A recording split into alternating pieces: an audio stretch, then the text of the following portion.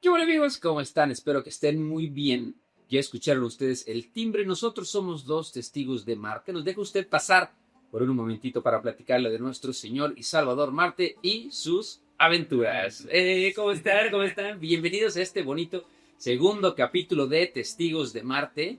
Para empezar, ustedes se preguntarán, los que nos están viendo en YouTube, ¿por qué será que estos dos guapos camaradas portan sombreros tan extravagantes en cada capítulo? Pues bueno, el capítulo pasado se nos olvidó explicarlo y nos quedamos con los sombreros todo el capítulo, pero pues es la indumentaria que nos manda nuestro santo patrono, el señor Marte, para nosotros poder practicar y evangelizar. Entonces ustedes nos tendrán, antes de empezar el capítulo, cada día con sombreros diferentes. Y a ver también, los escuchamos en los comentarios para tratar de saber de dónde eran los sombreros de la semana pasada, ¿no? De los sombreros de la semana pasada, que ya ustedes también verán con qué ocurrencias venimos acá. Pero yo me encuentro aquí, como de costumbre, con el profe Nico. ¿Cómo estás, profe?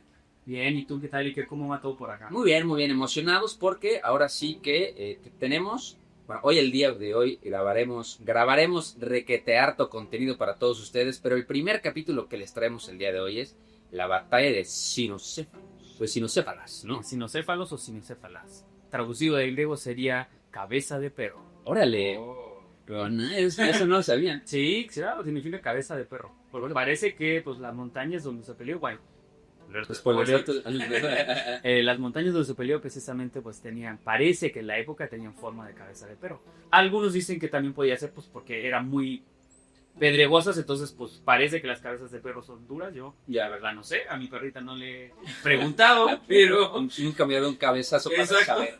Saludos para Merlina, pero la verdad pues no, esa es la traducción. De ahí viene sinofobia, por ejemplo, hay gente que le tiene miedo a los perritos. Sí, hay gente que le tiene. Sí, no, que se casen los perros con quien quieran.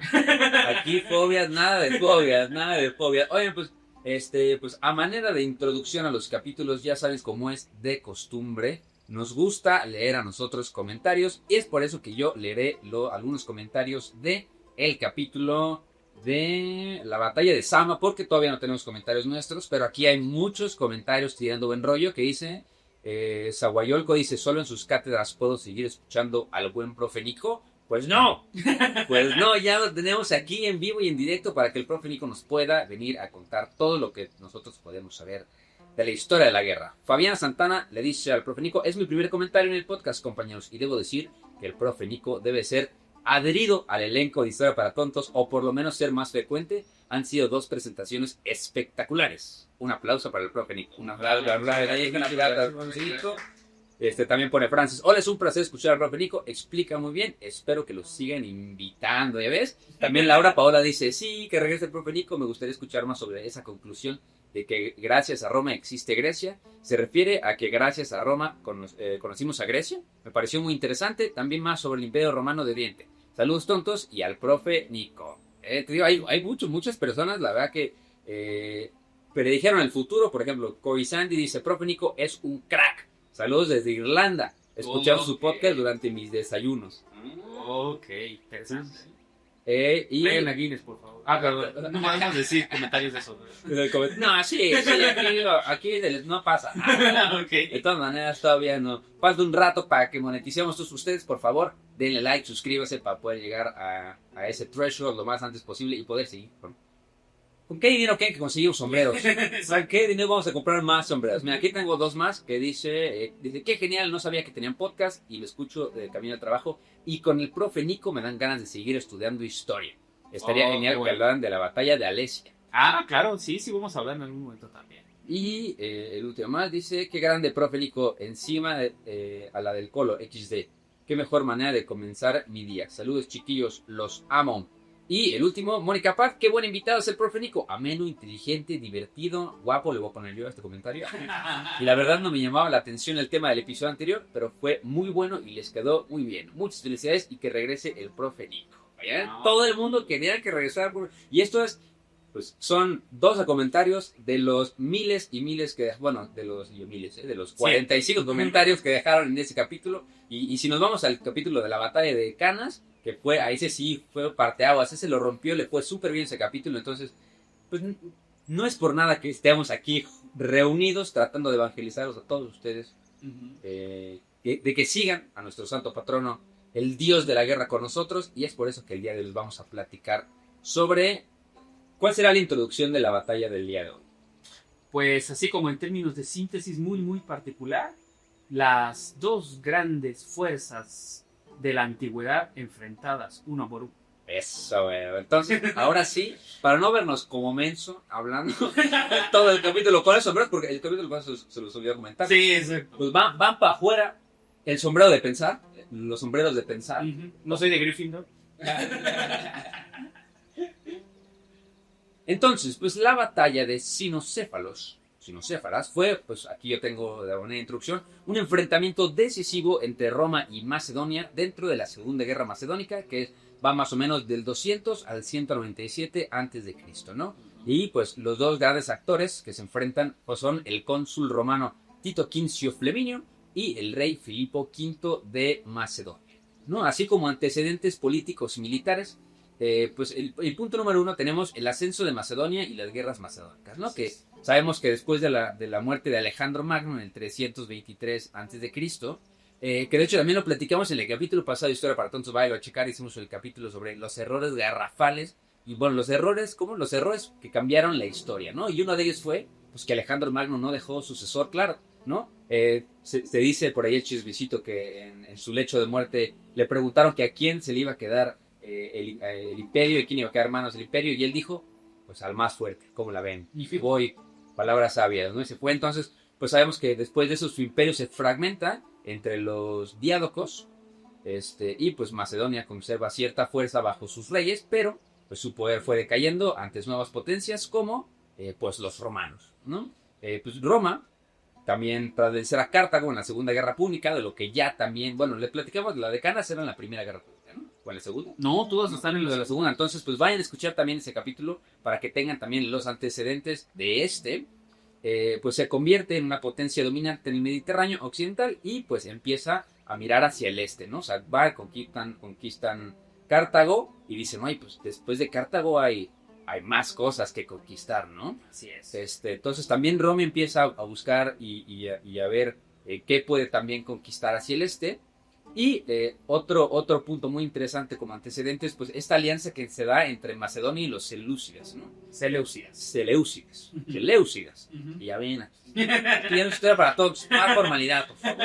Entonces, durante la guerra entre Roma y Cartago, Filipo V de Macedonia, pues intenta aprovechar esta distracción romana, ¿no? Aliándose con Antíocos III de Siria, ¿no? Para expandirse un poco hacia el Egeo y hacia Menor. Pero pues esto como que suena las alarmas de Roma, ¿no? Suena la alerta, el foco rojo. Y pues empieza Roma a desconfiar un poco de Filipo V de Macedonia, ¿no? Que pues entonces por eso deciden intervenir en Grecia para frenar un poco la influencia que estaban teniendo los macedonios, ¿no?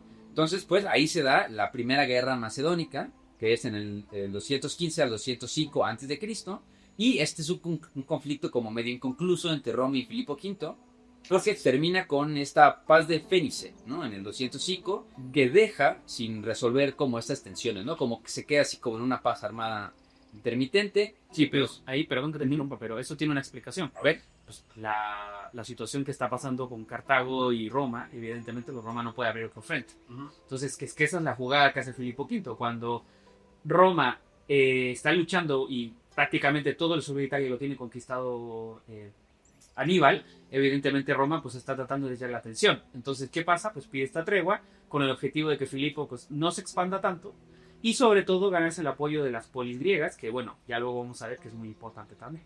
Sí, no, y acuérdense que también el profe nos comentaba en el capítulo de las guerras justo del antecedente que yo les contaba, que fueron guerras devastantes para Roma, ¿no? O sea, también Roma estaba muy abajo, entonces lo que menos quería era otros catorrazos continentales tan grandes como los que estaban pasando con Aníbal, ¿no? Entonces fue como justo Roma de este conflicto de la Primera Guerra Macedónica, pues sale sin grandes ganancias, pero pues Macedonia como que se queda medio en los ojos de Roma, ¿no? Lo empiezan a vigilar, ¿no? Después, en el 200 al 197 a.C. se da la Segunda Guerra Macedónica, también como antecedente, que es ya cuando Roma le declara la guerra nuevamente a Macedonia, cuando Filipo ataca las ligas griegas, ¿no? Que es Etolia, Aquea, Permagena y Robie, ¿no? Entonces, pues muchos de esos estados griegos, ya cansados cansados del yugo y el dominio macedónico, pues se alían con Roma y pues porque veían en ella una oportunidad para liberarse, ¿no? Pues, este es como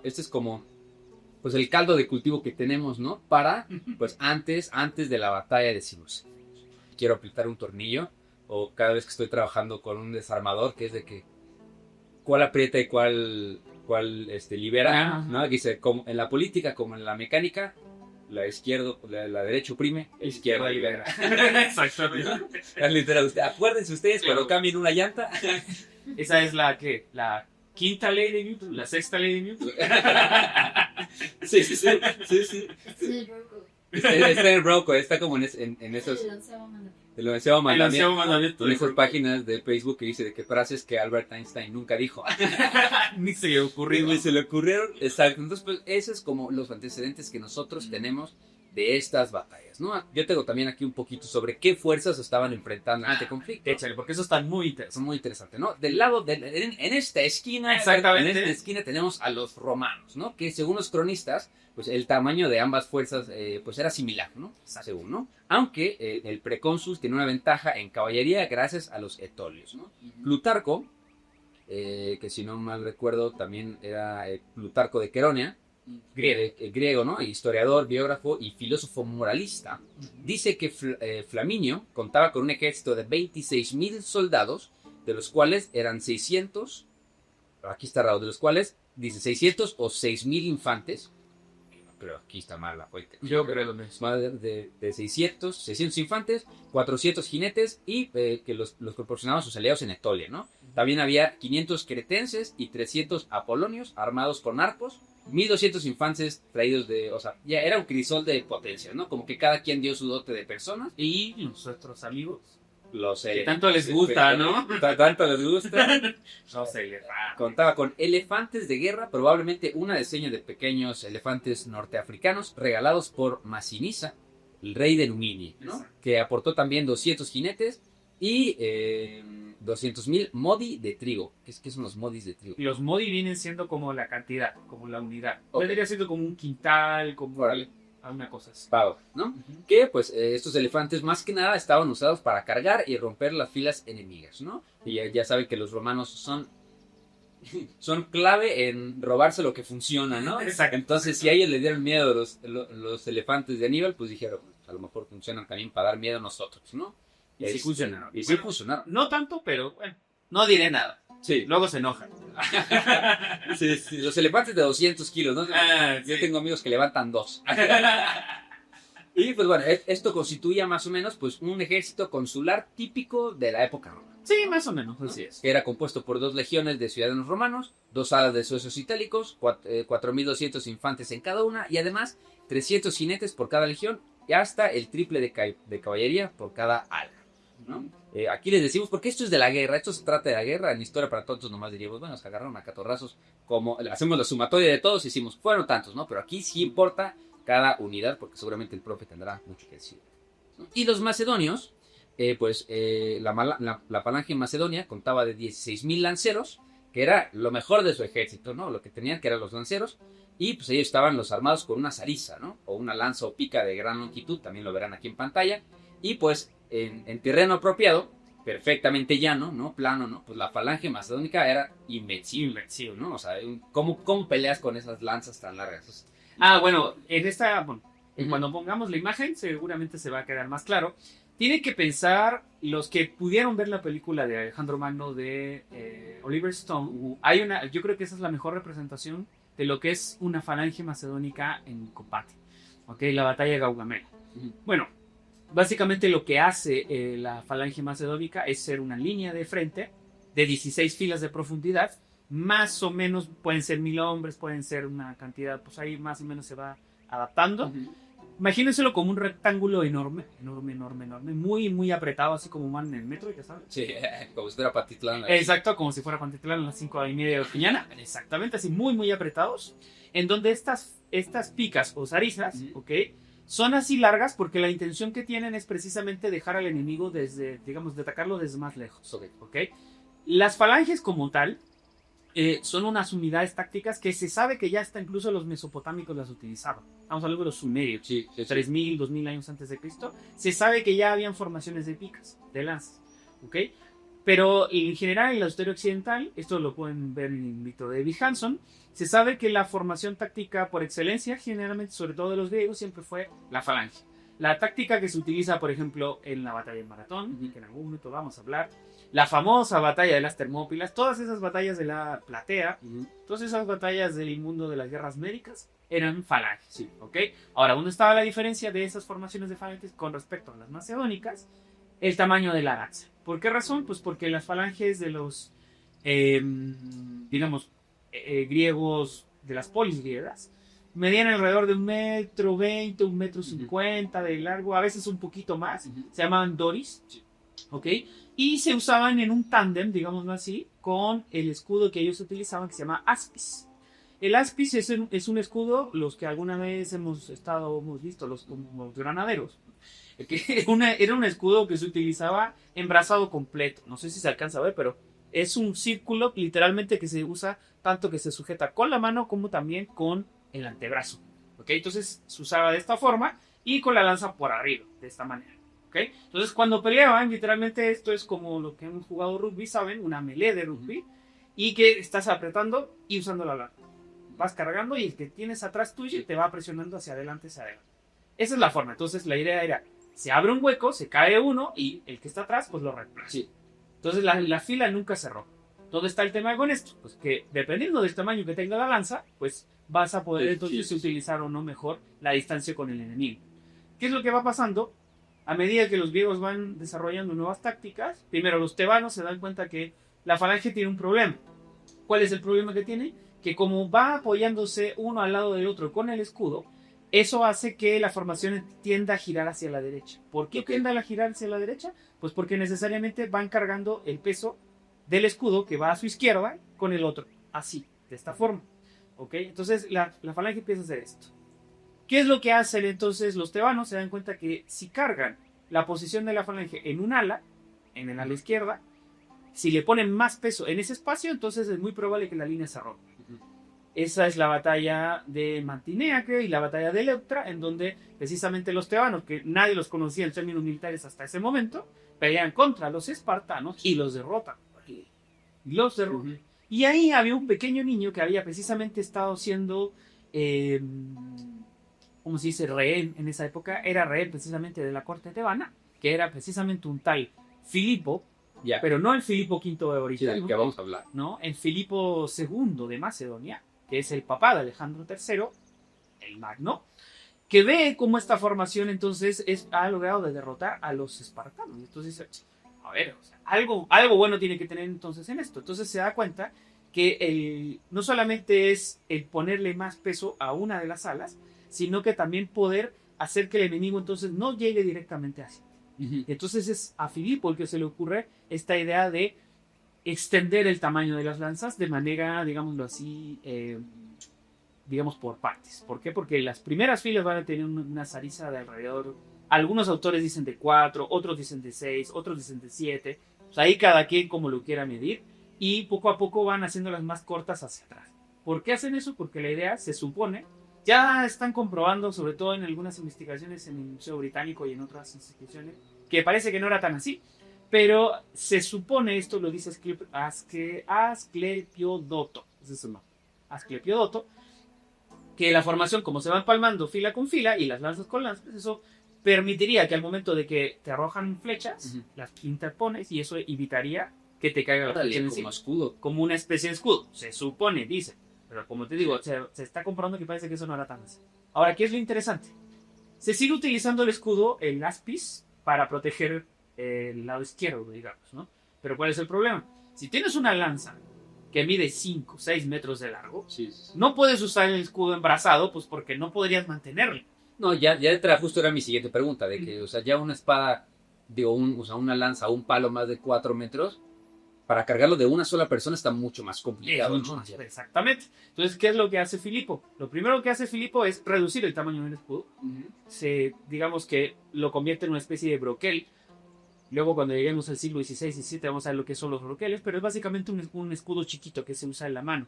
Pero él lo pone aquí como si fuera pues básicamente, digamos, embrazado, pero más chiquito, que no alcanza a cubrir más allá del brazo. Ok. Eso primero, para poder sujetarlo. Y lo otro que hace es que la lanza, o sea, la zariza, le pone un contrapeso. Ya. Las lanzas, como nosotros pensamos, es un palo largo, claro, los que alguna vez jugamos en la escuela o en la casa, pues agarrar un palo de escoba y pelear, ¿no? No. Lo que hace Filipo es decir, bueno, es que no existen árboles que tengan esa capacidad pues para mantener una lanza recta durante tanto tiempo, entonces lo que hacen es unirlas por partes, como si fueran así como juegos de estos de Lego. Como Legos. Exacto. Entonces se iban incorporando de a pedacitos, ¿ok? Y la parte de atrás entonces tenía no me acuerdo el término en ese momento cómo le dicen en términos militares, pero un contrapeso. Sí. Y entonces, una piedra puede caer. Una piedra amarrada puede. Entonces se tiene la moarra, que es la punta, que es lo que ataca, y atrás se tiene este regatón. Ahora no, se tiene el regatón atrás, que hace entonces que se plie. Entonces el falangita, como se dice en español, aunque ellos le llamaban hipaspista, va a utilizar la lanza de tal forma que pues va a cargarla más o menos como en 3/4 partes del tamaño de la lanza y avanza de esta forma. Entonces la idea es que cada uno de los soldados se ponga junto al lado del otro y se vayan intercalando las lanzas. Entonces, cuando tú te enfrentas a eso, lo que estás viendo literalmente es digámoslo así, un erizo gigante que avanza. Sí. Ok, eso es lo terrorífico. Sí. Y evidentemente, pues el campo abierto, plano, llano, una mesa de billar. No hay forma. Sí, no hay manera de entrar, ¿no? Y la segunda pregunta que también tenía, ¿no crees que o sea, como este drift que tenían hacia la derecha era porque la mayoría eran diestros? Es que tenían que ser diestros porque precisamente pues por el lado izquierdo tenías que cargar el escudo. Sí. Es que es eso. Y claro, y los oficiales, y esto es una cosa que se mantuvo en la guerra pues prácticamente casi hasta el siglo XIX, y incluso con armas de fuego, los oficiales generalmente iban a la derecha. Sí. ¿Por qué razón? Algunos dicen que es por un tema visual, porque nosotros pues leemos de izquierda a derecha, Sí. ¿ok? O tiene que ver también con un tema pues de mejor ubicación, ¿no? La verdad no sabría decirte, ahí no tengo la información, pero lo que sí sé es que generalmente como los oficiales iban a la derecha y los oficiales pues eran los más mamados, digamos, esos eran los que tenían que ir a la derecha. ¿Por qué? Pues si te pones a pensar, si el escudo, la mitad de tu escudo cubre a tu amigo que va al lado tuyo, Claro, sí. entonces va a haber un momento que vas a llegar al final de la línea y a ti no te va a cubrir nada. Sí. Entonces ahí tiene que ir alguien pues que tenga todos bien puestos para decir, bueno, sí, yo dejo abierto todo mi espacio y llevo a la lanza. Y ese es el que tendría que ser precisamente pues el oficial, se supone. Ya. No, tiene sentido. Y también tiene sentido el que hayan hecho el escudo más chiquito porque dices, bueno, el escudo es para que no te peguen en contacto físico o a lo mejor para protegerte contra las flechas, pero si tienes un palo de 7 metros que evita que alguien llegue a ti, pues obviamente necesitas un escudo más chiquito, ¿no? O sea, bueno, y también por el hecho, porque esa es la otra, porque también me preguntaron alguna vez esto, bueno, tienes un palo de 7 metros de largo y si se rompe, ¿qué arma tienes? ya. Tienes la espada. Para eso usas la espada. Sí. La espada generalmente, es que esto es bien interesante, pero la espada generalmente se ve en términos militares como, la gran arma que desarrolló todas las tácticas militares. La verdad es que si nos ponemos en términos prácticos, en general se usó mucho más la lanza que la espada. La espada generalmente, sobre todo ya en la época medieval, se pudo usar en términos más especialistas, sobre todo la idea de la esgrima, por ejemplo, es más importante. Pero las batallas en la antigüedad, por ejemplo, se peleaban muy muy cerca, entonces la espada sí se usaba, pero más casi, por eso la espada es cortita. Cuando lo veamos ahora, la espada de los romanos, la gladius hispaniensis, o la espada que usaban los macedonios, el schiphos que se llamaba para ellos, es una espada que si tiene 1 metro de largo es muy larga, Sí. es mucho menos que eso. El gladius hispaniensis en su tamaño más largo llegó a tener 70 centímetros, y eso incluyendo la empuñadura. O sea que la hoja no debía ser de más de 50, 45 centímetros. Y ya se convertía en espada de 2 manos, que ya tenías que estar bastante amamado para agarrar la espada, ¿no? Pero el tema no es tanto usar la espada en términos grandes, sino el tema es cómo la usas. Porque si tú quieres usar una espada grande, no puedes usarla en formación. No, claro que no. Y el tema es, claro, pues si quieres estar ahí, tipo, no sé... Ni en un asedio que vas a estar metiendo en no, callejones. menos, Sí. exacto. Si tú quieres estar así, tipo como en las películas como en Gladiador, no sé si vieron, cuando empieza la batalla de Gladiador hay un germano que está con un martillo así gigante moviéndose. Y dices, ajá, eso está chido para que la gente lo vea en la tele, pero honestamente, honestamente, tienes un tipo girando un martillo alrededor tuyo y tú vienes en formación compacta, vas a buscarle por un espacio y pum, lo tiras y ya abriste la línea. Sí. Entonces no sirve. Sí, y eso contra una lanza de 7 metros, Es que no, o una de 5 metros, pues a ver, acércate, Ujú. ¿no? O sea, Ese es el en tema. lo que te acercas me das 4 o 5 oportunidades de De asestarte, exacto. Así es. Y el tema es que si te agarra la punta de la lanza, entonces con qué te defiendes. Y ahí es cuando aparece la espada, que es casi un cuchillo, como te digo. De hecho, se sabe que las sifos de los espartanos, por ejemplo, pues eran del tamaño de su brazo o mucho a lo largo. Y a veces mientras más chiquito mejor, porque como la armadura cubre muchos espacios, recordemos, traes un casco, traes tu pectoral, hombreras, ¿ok? Entonces, pues los únicos espacios, los únicos huecos donde se pueden meter las armas directamente, pues es en este espacio de aquí, ¿ok? Las axilas y pues la cara, directamente la cara, ¿no? Pero el tema es que, claro, si usas un arma muy grande, una espada así como la que mencionas, usas una espada de 2 manos, se la avientas a alguien y dices, bueno, lo puedes cortar por la mitad. Pero ¿y si no? Sí, ya te quedas así. Claro, ¿cómo la sacas? Sí. Ese es el tema. Entonces, mientras tengas una espada, un arma más chiquita, por ejemplo, se la entierras a alguien en la cara, pero ella es más chiquita, la puedes sacar. Ujú. Entonces, tiene como esa doble funcionalidad. Porque generalmente, sobre todo, algunos colegas dicen, no, es que no te habían desarrollado la metalurgia a ese nivel. No, no es un tema de metalurgia, es un tema de practicidad.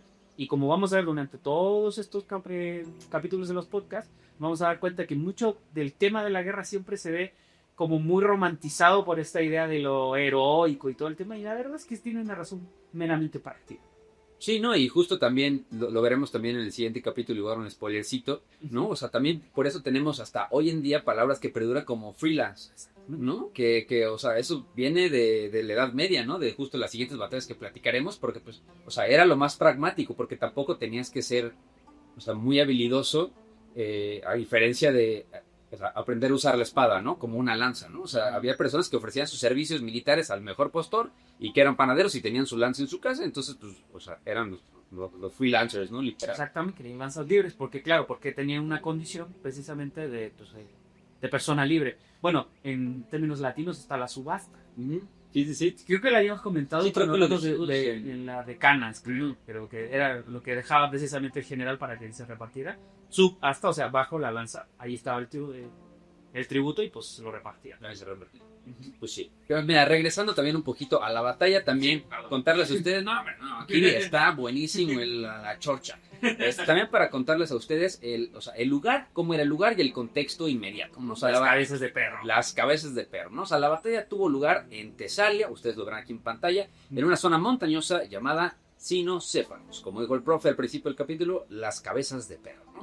Y era terreno irregular, con colinas y niebla, y muy poco favorable para la falange macedónica, que necesitaba, como nos dijo el profe hace ratito, un terreno plano para funcionar bien. Una mesa de billar. Una mesa de billar, literalmente, ¿no? Entonces, pues ahora sí podemos empezar con los catorrazos, ¿no? Sí.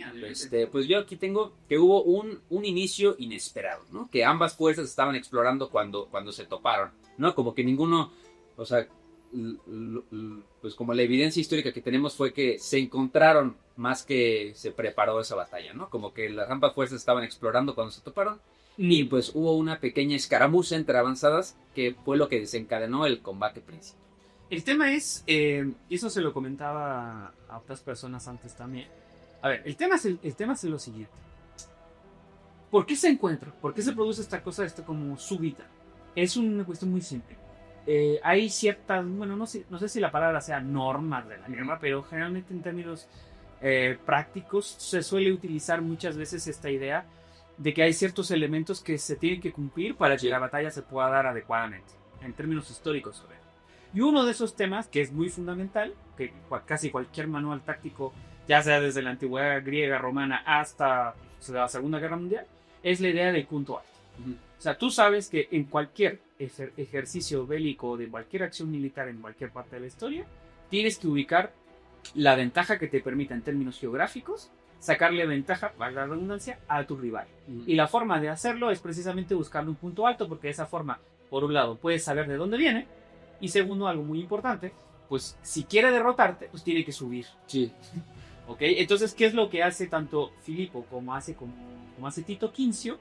Pues precisamente buscar el punto alto. Entonces, como es una zona de montañas orográficamente, entonces sabe que tiene que buscar dónde están los pasos, dónde están las aguadas, que se llaman, que es precisamente donde se puede encontrar el agua para los soldados y para los animales, ¿ok? Y también precisamente lo más importante también es encontrar la vía de escape. Sí. Porque cuando tú, esto lo sabe hasta Sun Tzu, ¿no? Cuando tú tienes que lograr la batalla, o sea, lograr la victoria, perdón, lo primero que tienes que hacer, por un lado, es derrotar a tu rival. Pero, como sabían también los propios romanos, si vas a derrotar a tu rival, tienes que ser capaz de evitar, precisamente, hablando de los errores que hablaban en Historia para los Tontos, tienes que ser capaz también de evitar que haya una segunda batalla. Ya, sí. Entonces, si tú le cortas la retirada a tu rival, lo que estás haciendo es extinguirlo, exterminarlo en ese ahí. Por eso se habla muchas veces en términos de cuestiones militares de la batalla decisiva. La batalla decisiva, ¿qué es? Pues precisamente derrotar a tu enemigo en ese momento, en ese lugar, para no volver a encontrártelo otra vez. Porque el tema muchas veces, como decía Napoleón, pues la guerra tiene un nervio, ¿no? ¿Cuál es el nervio de la guerra? El de los soldados, la panza. El ejército se mueve con la panza, o sea, con lo que se alimenta.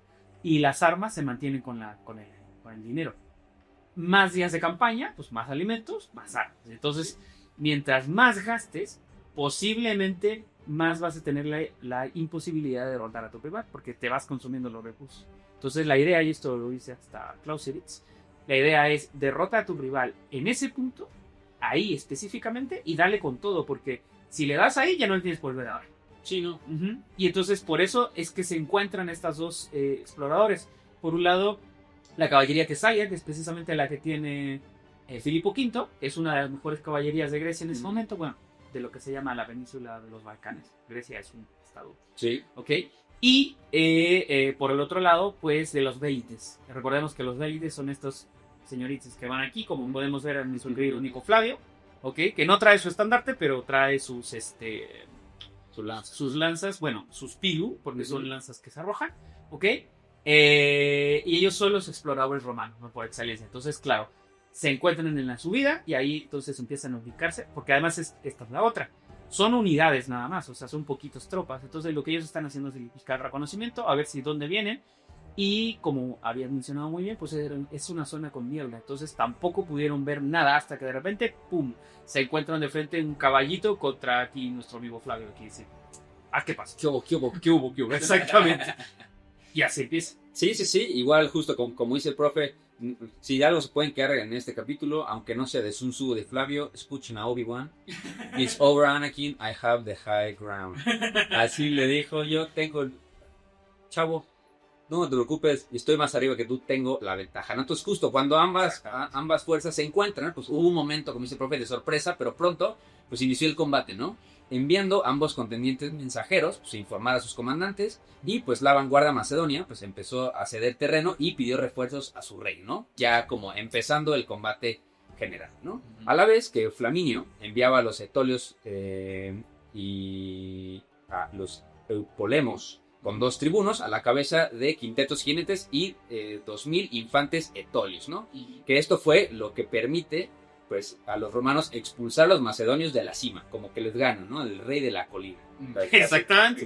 Le fueron el rey de la colina, ¿no? Durante unos minutos. Exacto. Entonces, pues Filipo V, aquí tengo que no esperaba que la batalla fuera ese día. Exacto. O sea, como que dijo, güey, pues yo, ¿qué pedo, güey? Estaba en el correo, güey, no te llegó el memo que era mañana, güey, ¿no? Y pues él había enviado ya numerosos soldados a buscar comida a las cercanías, ¿no? Pero pues cuando le llegaron los informes y se disipó la neblina, pues manda a llamar a Heráclides de Girtón y Leo, que eran los jefes de la caballería Tesalia y Macedonia, y pues los envía a luchar a las colinas junto a todos los mercenarios, excepto los tracios, ¿no? Entonces estos refuerzos, sumados a la vanguardia, pues forman una fuerza tan grande que logran expulsar a los romanos de la cima, pero, aquí les va lo bueno, gracias a la desesperada resistencia de la caballería etolia, muy superior al resto de los griegos, logran dejar de retroceder y forman una firme línea poco antes de llegar a la base de la colina, ¿no? Entonces, pues esto como que pone medio nervioso al precónsul, quien pues hizo formar a su ejército cerca de la vanguardia, y pues a su vez ya los mensajeros que le llegaban a Filipo V le decían que los romanos estaban siendo vencidos y que tenían que aprovechar para acabar con ellos. O sea, como que ya ahorita justo lo que decías tú, ¿no? Y aunque al rey no le gustaba mucho el terreno, pues decide creer en los informes optimistas y empieza a sacar todo el ejército del campamento para batalla, ¿no? que pues justo era la otra opción que tenía, también era arriesgarse a perder pues, toda la vanguardia, ¿no? Y aquí ya se da el choque inicial.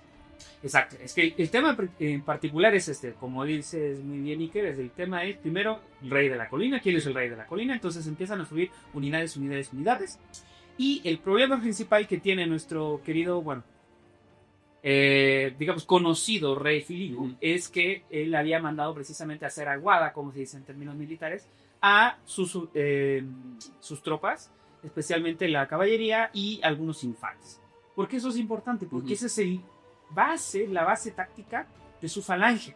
La idea de la falange no es solamente tener este erizo de frente, es tener lo que se llama en términos militares el yunque y el martillo. Sí. ¿Cómo así? La falange entonces te ensarta, perdón la expresión, pero sí, te ensarta, te mantiene ahí fijo. Te tiene ahí mantenido firme mientras la caballería te pega por la espalda. ¿Qué es la táctica que, como ya vimos en la batalla de Canas, pues es básicamente esa, ¿no? Te aguantan en un lado, te van metiendo y pum, te dan por atrás. Esa es la táctica que utilizó Alejandro y es lo que derrotó a los persas, ¿ok? Pues Filipo, que es pariente en ciertas formas también de Alejandro y de Filipo, el papá de Alejandro, pues quiere hacer la misma con los romanos. Entonces lo que quiere hacer básicamente pues es conformar su mega falange en una posición que le permita evidentemente evitar que los romanos lleguen. Sí. Pero se da cuenta que evidentemente los romanos no le van a dar la chance de pelear en un terreno plano porque ya hicieron una jugada estratégica previa. Entonces, ¿cómo lo hace para poder derrotarlos pronto? Entonces dice, lo que hay que hacer pues es ganar el terreno alto y dejar que los romanos suban y nosotros con nuestros alfileres pues aquí los aventamos, ¿no? Entonces no van a poder enfrentarlos directamente. ¿Y qué es lo que hace? Entonces manda a llamar a sus capitanes y les dice, por favor, formen la línea, aguanten a los romanos en la base de la colina para que no alcancen a subir, mientras yo con mis tropas, ya las falanges oficiales, formamos la línea aquí arriba. Entonces en eso están, hacia arriba, evitando evidentemente que la formación romana logre tomar otra vez la posible. ¿Sí? Y sí, entonces llegamos, yo aquí tengo también así como el desarrollo de la batalla, pues Pues si quieres la continúo, ¿eh? Sí, no, sigue. Bueno, entonces, ¿qué pasa? Se mantiene esta posición, ¿ok? Y empieza a avanzar el ejército de Filipo, pero en dos alas. Se fragmenta una ala, va a tratar de mantener la formación frente a los romanos, mientras que la otra ala que está más atrás, que se está conformando, pues trata entonces de atajar, digamos, y conformarse rápidamente. Todos estábamos pensando que estamos sobre una colina, entonces está pasando todo esto a la vez. ¿Qué está haciendo Flaminio? Se da cuenta de la jugada, entonces dice, bueno, vamos a mandar lo chafita que tengo, porque él sabe que la parte más formidable de su ejército, pues son sus legionarios romanos puros, digamos. Duros. Exacto. Y también sus aliados itálicos, que no son tan buenos, pero están al mismo nivel, casi al mismo nivel. Entonces, ¿qué dice? Pues mandamos a los chafitas. ¿Quiénes son los chafitas? Etolios, aqueos y todos los aliados de Pérgamo también, que están ahí. Ahí van nuestros amigos elefantes. ¿Okay? Los manda para atacar precisamente a esa ala que se está conformando directamente en la formación desde atrás. ¿Okay? Y la falange que ya está llegando hasta arriba, que ha logrado de cierta forma mantenerse, está luchando directamente contra los romanos. Y ahí la posición evidente es muy difícil de mantener para los romanos, porque claro, imagínense esta posición, o sea, estamos hablando de una línea de frente de 256 picas que están atacando a ti directamente, y recordemos la imagen del legionario romano de la época, ¿cómo es? Pues como aquí nuestros amigos, ¿no? Su escudo grande, ¿no? Su casco, su espada y pues sus jabalinas arrojadizas, ¿no? Sus piu. Bueno, en este momento pues directamente los legionarios van subiendo con todas las ganas ahí por la colina y de repente ven esta fila de lanzas ahí formada. Y es como, ¿qué hago, no?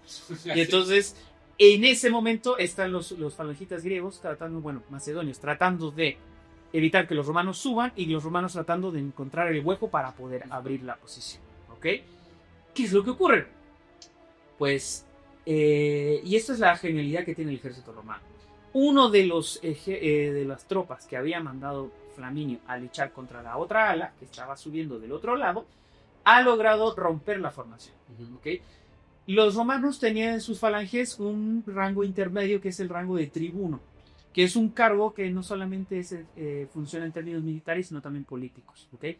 El tribuno, como por ejemplo el tribuno de la plebe, hace referencia a la formación, la distribución político-geográfica de la ciudad de Roma, sustentada en la división, digámoslo así, por barrios, por colonias, digamos acá, ¿no? Y entonces cada una de esas organizaciones por barrios, por colonias, ¿no? Tenía su estructura y su organización. Bueno, eso lo toma el ejército romano y entonces cada legión tiene 6 tributos. ¿Ok? Entonces, recordemos las falanges de esta época tienen alrededor de 4.500, 5.500 hombres más o menos, ¿ok? Y están distribuidas en centurias, manículos, etc. Entonces, una cierta cantidad de manículos y de centurias tiene bajo su mando cada uno de estos tributos. Entonces, cuando se da la orden de avanzar, se le da al tribuno y el tribuno se le da al centurión y así van avanzando las legiones romanas. Bueno, ¿qué ocurre? En el momento que están en la refriega, se dan cuenta que la formación de Filipo está organizada arriba en la montaña, firme, y la otra ya ha logrado desbandarse. ¿Okay? Entonces dice este tribuno, no sabemos, si esto es lo triste, no sabemos cómo se llama ese tribuno, ni Tito Livio, ni Polibio, dicen quién era, pero dicen un tribuno, ¿ok? Se da cuenta de la brecha, porque ya se rompió la línea, entonces bueno, podemos regresar, y hace la jugada clásica que había hecho Aníbal, que había hecho Alejandro, que habían hecho otros autores, que va a hacer Julio César después, en la batalla de Farsalia, que es tomar una parte del ejército, voltearla, y echarla detrás de la falange macedónica. La falange macedónica, recordemos, es de frente, es impenetrable, no hay forma, no hay manera, pero si logras flanquearla o atacarla por otra posición, se desarma instantáneamente. Entonces, ¿qué pasa?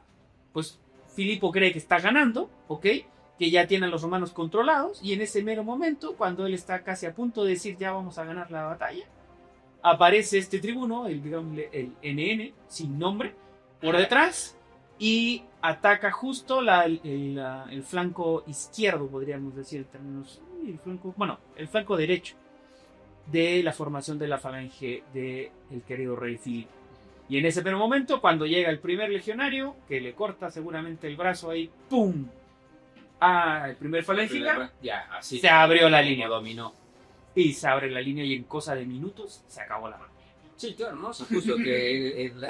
¿Qué cosa con, o sea, también está muy padre creo que este proyecto, porque más que la guerra, o sea, justo, está muy interesante saber de que las batallas o las guerras se ganan o se pierden por un hecho que desencadena todo lo demás. También platicábamos en los errores garrafales, pues el caso de U-Boat, el 110, donde ganan la máquina Enigma. En la Enigma. O sea, gracias a eso, o sea, justo ves como nada más la información gana las batallas. Así no siempre también está padre para también ustedes que hagan esta reflexión de que no todas las batallas se ganan con fuerza bruta. No, en absoluto. No, a veces es una genialidad. Y en este caso, por eso decía, lo del ejército romano es una genialidad. A Flaminio no le dijo al tribuno, volteate y ataca. Sí, no. Tenemos que pensar que en esta época no hay WhatsApp, no hay internet, no hay código Morse, no hay nada de eso. O sea, imagínense, están las tubas ahí, y no hay la bandera, pero... Claro, la tierra por todos lados, y el gobierno está en un campo que es de nubosidad. Sí.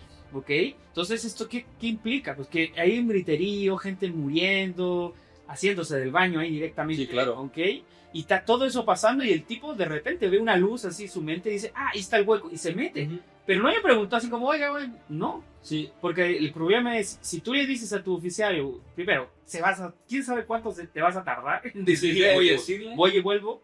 Y lo otro, si lo interceptan al mensajero, te van a saber el plan, entonces tampoco sirve. Entonces, por eso, el ejército romano, la gracia que tiene no es solamente que es adaptable, como ya vimos, no solamente se agarra de las tácticas y estrategias y armas de los enemigos, sino que además es de una capacidad táctica sin igual, porque cuando ve el espacio, ataca. Entonces no es que no necesito esto, porque además ese valor se premia. Es lo que los romanos llamaban la virtus. ¿Ok? La virtus en latín, en su origen más tradicional, viene de vir, que en latín significa hombre. Que ahí vienen las virtudes, de las virtudes religiosas. Bueno, virtud quiere decir algo que es bueno, muy importante, que sé. Para los romanos, la virtus era lo que te hacía ser hombre. ¿Ok? Entonces, de hecho, virtus significa eso, exclusivo o propio del hombre. Y entonces la virtus se reflejaba precisamente en el campo de batalla. Entonces, la forma de demostrar esa virtus, generalmente en términos familiares, por el cognomen y todo esto de las ideas de las familias de los romanos, pues era mostrarse mucha valentía en el campo de batalla. Y los romanos siempre tenían esta dualidad de la disciplina, o sea, la disciplina de seguir órdenes, y la otra de pues, mostrarse con coraje y excelsior, ¿no? Entonces en el ejército constantemente están peleando entre la virtus y la disciplina. Sí. ¿Ok? Y en este caso particular, pues este tribuno, el digamos de Tito NN, ¿no? Pues ataca. Pongamos el nombre. También es parte del el revisionismo histórico que en Estados Unidos está muy de moda, como ya ven con la intelectual. Pues, ¿cómo le podríamos poner? Tito Anomen. Ándale. El Tito Anomen. Tito Anomen, pues ataca la posición inmediatamente con sus tropas, alrededor de 20 manículos, con unos 3.000, 4.000 hombres, más o menos. Y ¡pum! Ataca la posición por detrás, como te digo, y por su propia voluntad. Seguramente Tito le habrá dado una gran retribución después en la subasta cuando se produce el triunfo. Pero pues gracias a su genialidad, pues la batalla se gana, básicamente. Sí, no, y igual, o sea, muy parecido a lo que pasó en el episodio pasado con la batalla de... ¿Cuál fue? ¿Sama? No, la de los barcos. Ah, sí, Salamina. De la batalla de Salamina, se me fue puro nombre raro. Y la dislexia no ayuda en lo absoluto. Pero pues así como en la batalla de Salamina los barcos no pudieron girar, pues a ver cómo giras una lanza de 7 metros. No, pues Es imposible, o sea, no puedes girar las largas arisas, entonces pues, quedas totalmente indefenso. Entonces, ahí se desintegra la falange, pues el terreno montañoso también le ayudó a los romanos, ¿no? Que provoca el caos total, ¿no? Los macedones pues ya no pudieron mantener su formación cerrada y ¡pum! Y se acaba, ¿no? O sea, los romanos aprovechan la flexibilidad, ¿no? De sus manípulos y adaptándose a los desniveles, pues rodean a los enemigos y pues en pocas horas, como dice el profe, la falange colapsa. Miles de soldados quedaron atrapados entre las colinas y fueron aniquilados o ya de plano se rindieron. se volvieron esclavos. Entonces, pues ahí es como ya el resultado, pues la victoria total de Roma, ¿no? Filipo V dice que logra huir con una pequeña parte de su ejército y los macedonios se dice que perdieron entre 8.000 y 13.000 hombres romanos, 13.000 hombres y los romanos menos de 2.000. Menos de 2.000, ¿no? Que eran en su gran mayoría etolios y aqueos. Sí. Y yo aquí tengo también que varios datos curiosos de la batalla. El primero, que el terreno, como ya lo contamos, fue el peor enemigo de Macedonia. El tercero, dice que el valor de la iniciativa, que pues el centurión que atacó por la espalda no esperó órdenes, lo que dice el profe, ¿no? De que pues dijo, órale va. Tribuno, no centurión. Tribuno, sí. Y que Flaminio tenía solo 30 años, de un comandante joven, carismático y con talento político. Después de la victoria fue celebrado como el libertador de Grecia, ¿no? Le pusieron Soter. ¿Eso qué significa? Soter en griego significa pues, salvador. Salvador. Órale. Que de hecho también tengo aquí que los griegos no sabían si amarlo o temerlo. que Flaminio proclama como la libertad de Grecia en los Juegos Ísmicos en el 196 a.C. En Corinto, pero pues en realidad Roma empieza a dominar el Mediterráneo oriental. Entonces como que no saben, hay como sentimientos agridulces de si amarlo o temerlo, ¿no? Y pues también quedarnos con esta lección militar eterna, ¿no? Que desde esa batalla pues los estrategas empiezan a considerar como esta flexibilidad táctica, ¿no? Como superior a la fuerza bruta, ¿no? Como que se vuelven un poco más pragmáticos, ¿no? Que de hecho Sinocéfalos es estudiada incluso hoy en día en las academias militares como ejemplo de adaptabilidad en el combate. Claro, pues es el tema que hablamos precisamente, o sea, los romanos son fuertes, sí, también son muy hábiles, sí, pero también son muy adaptables. Porque eso es importante, porque esto incluso lo puse en la tesis de mi tesis de maestría. El buen Polibio da la explicación de por qué Roma le gana a Grecia en todo y pone como ejemplo la batalla de Sincéfalos.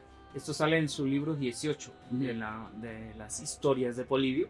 Analiza plenamente toda la batalla de Sinocéfalos y explica precisamente, concluyen, así lo dice casi textual, ¿no? Dice, básicamente, Roma es flexible, acepta todos y cada uno de los cambios y las cosas y las utiliza en su favor. Sí. ¿Ok? Y eso es muy importante. En cambio, los griegos ven las cosas que no están en su favor como enemigas y por eso nunca las pueden utilizar. Por eso las descartan. Sí. ¿Ok? En cambio, los romanos, básicamente, por eso, de hecho, cuando empieza el texto de las historias de Polibio, dice, ¿cómo es que a nadie le interese saber por qué Roma logró dominar una mierda de ciudad perdida, ¿no? En el centro de Italia logró dominar prácticamente 3/4 partes del mundo en una cantidad muy ínfima de años, Sí. ¿ok? ¿Cómo es posible que los herederos de Alejandro Magno, que los herederos de los egipcios, que los herederos de los persas, de los aqueménidas, ¿no? No hayan podido enfrentarse con esta minúscula ciudad en el centro de Italia y les da la vuelta a todos, ¿no? Entonces, lo que él propone en su texto de las historias precisamente es explicar el porqué.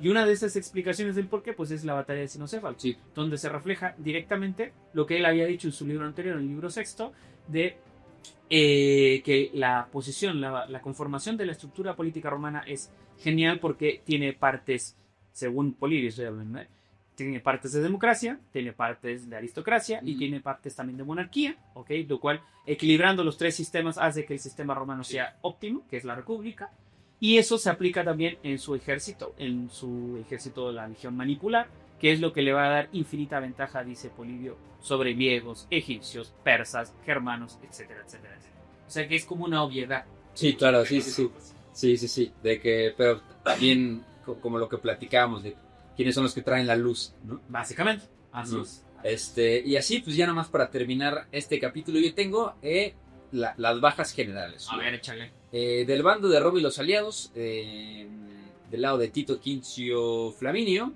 de soldados aproximados, tengo aquí que son 25,000 soldados y pues nada más murieron 2,000 soldados, ¿no? Entre 700 y 2,000, que son los números oficiales.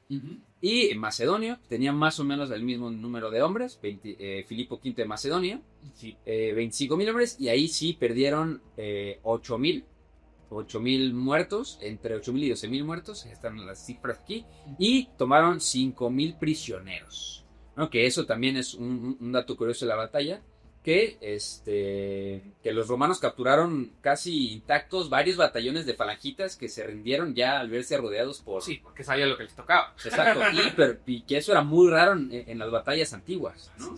Y pues la lección táctica ahora sí que es, pues a la desproporción de las bajas demostró pues el fracaso de la falange, terreno irregular y la superioridad táctica de la región romana, más adaptable y organizada, ¿no? Entonces, pues, muchos de los prisioneros macedonios fueron vendidos como esclavos en Grecia e Italia, lo que debilitó gravemente el poder militar de Filipo. Así es. Pues ya sabremos aquí como conclusión, pues, cómo una batalla puede enseñarte de política, de superioridad numérica, de cómo funcionaban los sistemas de organización social de cada uno de los dos actores de estas batallas, y cómo justo ser pragmático va más allá, como dicen por ahí, alguien disciplinado llega más lejos que alguien inteligente, ¿no? Así es. Y también pues justo como un actor puede cambiar el rumbo de la historia completamente, ¿no? O sea, como alguien que se coló por atrás y llegó la idea de flanquearlos, cambió el rumbo de la historia, literalmente, ¿no? Como si la idea de, oye, si me trepo ese árbol y le salto encima, sin que se dé cuenta, puede cambiar el rumbo de la historia como la conocemos hoy en día. Qué buena, ¿eh? Muy, muy buena batalla, la verdad que me encanta que de una de estas batallas, más que la moraleja y la historia sea militar, siempre terminamos sacando algo más. Algo más, claro. Algo más. Entonces, pues a manera de conclusión, profe, ¿cómo cerramos? Pues yo diría que sigamos teniendo todo el cariño y respeto a la querida Roma, porque pues no solamente, como les digo, ha construido y destruido cosas, sino que pues tiene todos estos rasgos de genialidad que tiene muy importante. Y contestando un poquito el comentario que nos daba nuestra suscriptora sobre el tema de por qué conocemos a Grecia gracias a Roma, pues primero porque el término Grecia que pasó a nosotros viene de Graeci o Graequi, que es un término latino. Okay. Los romanos le llamaban a los griegos Graeci o Graequi, básicamente porque había una comunidad precisamente cerca de Corinto, creo que era el término, o en Peloponeso, no me acuerdo ahora precisamente en ese momento, que se llamaba así. Y los romanos pues eran prácticos, dijeron, ¿cómo se llaman? Pues, entonces todos se llaman así, punto. De hecho, la provincia de Grecia, comillas, que los romanos conquistaron, le pusieron Acai. Ya, sí. ¿Okay? Como zona de aqueos, punto. Así. Sí. ¿Okay? Pero los griegos a sí mismos se llamaban helenos. Ya, sí. Cierto. ¿Okay? Ellos se llamaban a sí mismos helenos. ¿Okay? Entonces, el concepto de Grecia que nosotros tenemos es propiamente romano. ¿Okay? Y por lo mismo, esta idea de juntarlos a todos y meterlos ahí en la península, eso es de los romanos, en su visión de provincia, ellos son, Sí. ¿ok? Los griegos a sí mismos nunca se sintieron griegos, ellos eran o espartanos, o corintios, o atenienses, o tebanos, pero nunca se sintieron parte de, más allá de una comunidad que ellos llamaban la Hélade, pero que solamente se asociaba especialmente a dos cosas. La cuestión religiosa, eso era muy importante para ellos. para ellos, sí. Todos estos juegos olímpicos, sísmicos, etcétera, píticos, etcétera, estaban establecidos con esta idea de precisamente evitar el confrontamiento. Sí. Okay. Y lo otro es la lengua. La lengua era Sí, muy claro. importante para los griegos. La lengua y la religión para ellos es lo importante, es lo que te hace ser griego, que es su expresión de cultura. Pero eso no implica que yo, siendo ateniense y tú siendo espartano, vamos a ser cuartas. Sí, no, Lo contrario, o sea, no. Es un poquito como en términos de fútbol, digámoslo así aquí en México, pues sí, yo soy de Chivas, tú eres del América, pero sí somos mexicanos, pero pues me vale madre, o sea, yo voy a hacer mis cosas y Sí, tú sí, las sí. tuyas, ¿ok? Jamás te voy a apoyar en algo por el Sí. estilo así, no, en absoluto, ¿ok? Para los griegos era lo mismo. Entonces, esa diferenciación en términos políticos y especialmente en términos militares, pues es en cierta forma lo que los romanos van a obviar y van a decir, estos son todos griegos, todos hacen esto. Y en especial autores tipo Cicerón, por ejemplo, y ya posteriormente el mismo Plutarco, que mencionabas en cuanto a la vida de Flaminio, que es el que va a... Plutarco es famoso porque él escribe un texto, bueno, dos textos grandes que son las Moralia y las vidas paralelas. En las vidas paralelas lo que hace es comparando generales, personajes ilustres de la vida griega con la vida romana. Entonces, pues, no sé, por decir algo, tienes a Flaminio y por otro lado tienes, pues, no sé, a Alejandro Magno, etcétera. No sé, como que los va comparando uno con uno, ¿ok?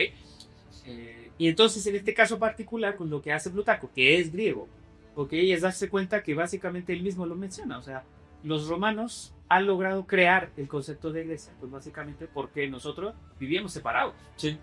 Sí, Cada sí. uno vivía separado, los espartanos tenían su forma de vida, los atenienses la suya, luego se pasaron matando entre sí. Y si no hubiera existido el Imperio Romano, esto lo saben hasta los autores griegos de la época, el mismo Polibio lo empieza a decir, si no hubieran existido los romanos, pues los griegos sí habríamos sido libres, pero quizá nos habríamos extinguido. Pero como es en el Monty Python, ¿no? ¿Qué han hecho nosotros? ¿Qué han hecho los romanos por nosotros? Ajá, ¿no? exacto, sí. Y luego aparece la lista, ¿no? El acueducto, el alcantarillado, la sanidad, la paz romana, el griego, la educación, la Sígale sumando, crearon, ¿no? Y crearon, y por eso digo yo, y esto ya sí, bueno, no lo digo yo, también lo dicen otros autores, pero aquí un helenista, mi querido amigo Felipe seguramente me va a odiar por esto, pero pues sí, los romanos crean el concepto de Grecia, aunque no lo creen, pero sí.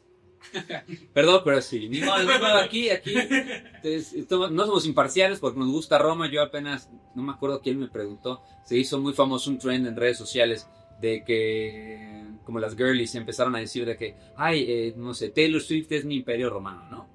Porque los hombres siempre, ¿no? De que, y salió el trend de que, ¿cuál es tu imperio romano, no? Y me llegó a mí esta pregunta de que, oye, güey, ¿cuál es tu imperio romano? Y yo, el imperio romano. El imperio romano, es mi imperio romano. Ni modo, lo sentimos mucho. Aquí, así como aquí en el estudio tenemos varios podcasts porque tenemos uno de Fórmula 1, que le mandamos a Gabo un saludo, que él es el presidente del Club Ferrari México. Entonces, pues siempre, no sé, es imparcial, ¿no? No, bueno. Y aquí tampoco. Y nos gustan los romanos. Y nos gusta Colo-Colo en mi caso. Así es, aguante Colo-Colo. Aguante Colo-Colo. Una recomendación, la recomendación del día de la semana. Pues en cuanto, mira, en particular, para entender bien esto y sobre todo el análisis a los que les interesa el término, no solamente lo militar, sino también militar político, pues como les digo, Polibio. la lectura de Polibio, esto como les digo, aparece en el libro 18, 17, no me acuerdo bien, pero está ahí, lo pueden buscar, en la guía les va a decir, está limitado tanto. Polibio es fundamental. Los estudios, por supuesto, también de Adrian Goldsworthy, eso ya es más en términos militares, ¿ok?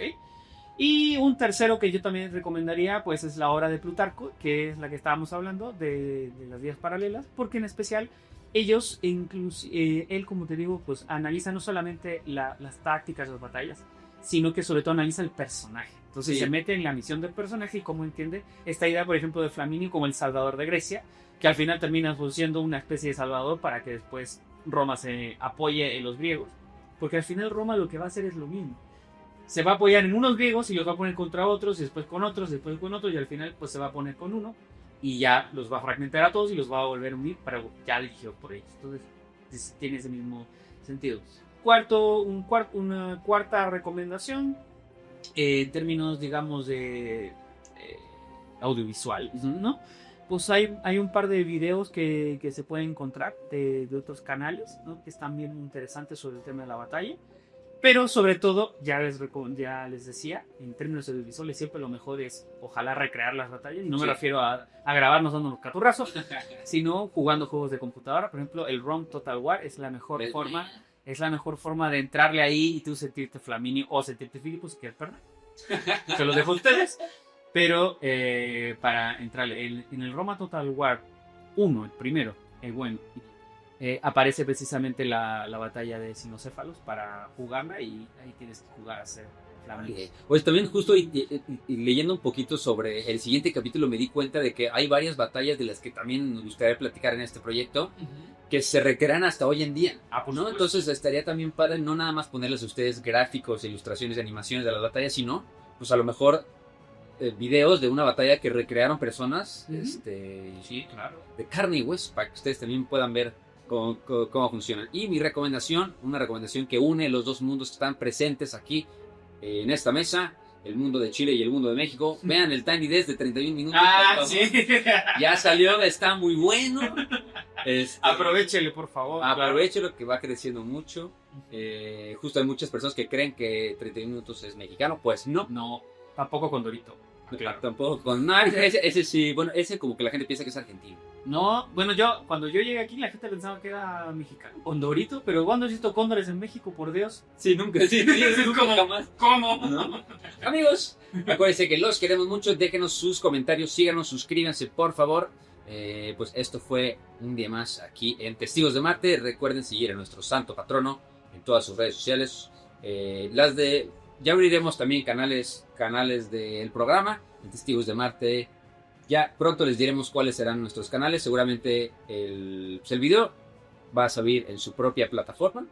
Y el profe Diego lo pueden encontrar en sus redes sociales como Nicasius86. Nicasius86. Yo soy Iker Linazoro 19 en Instagram. Y acuérdense que los queremos mucho. Sigan nuestro santo patrono Marte. Bye bye. Bye.